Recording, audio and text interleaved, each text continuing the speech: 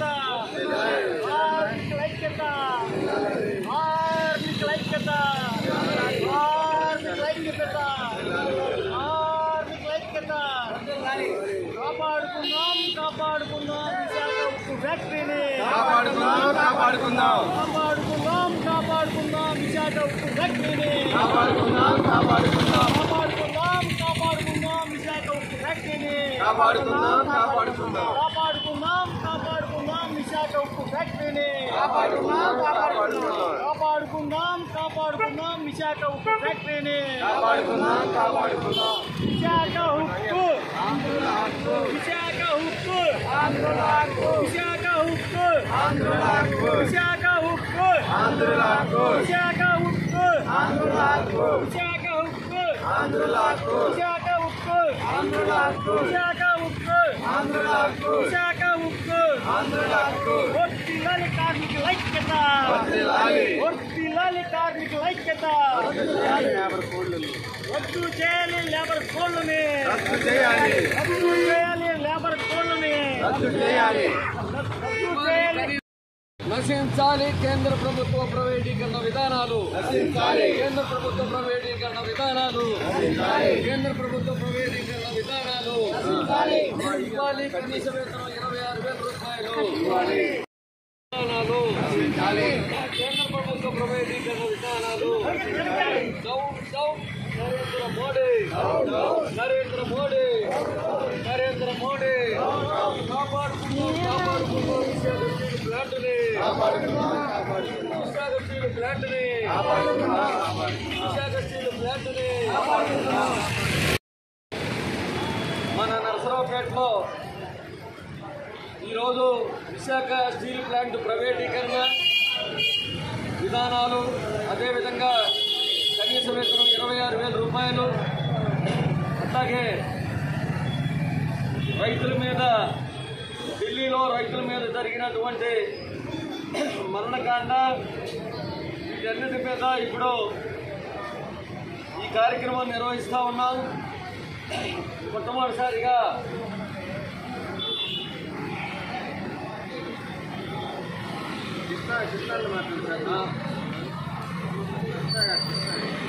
కృష్ణా గారిని మాట్లాడాలి.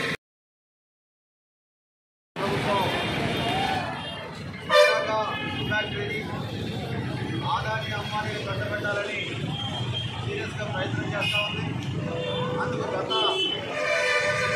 ప్రభుత్వం అలాగే ఇవాళ టీడీపీ జనసేన బీజేపీ కూటమి కూడా దానికి సపోర్ట్గా ఉన్నాయి.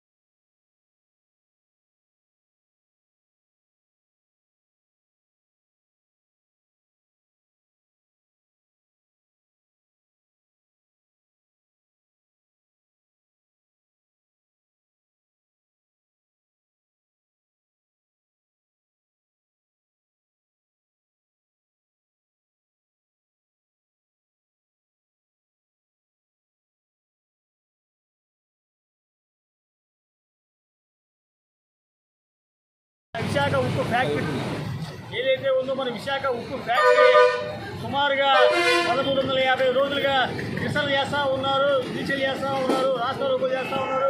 నిమ్మత నేర్చుకున్నటువంటి కేంద్ర ప్రభుత్వం కనీసం కన్నెత్తి చూడకుండా అమలు చేయకుండా ఏం చేయకుండా చూస్తూ ఉంటుంది. ఈ నరేంద్ర మోడీ కళ్ళబొల్లి మాటలు చెప్తున్నాడే తప్ప ఏమి చేయలేకపోతున్నాడు.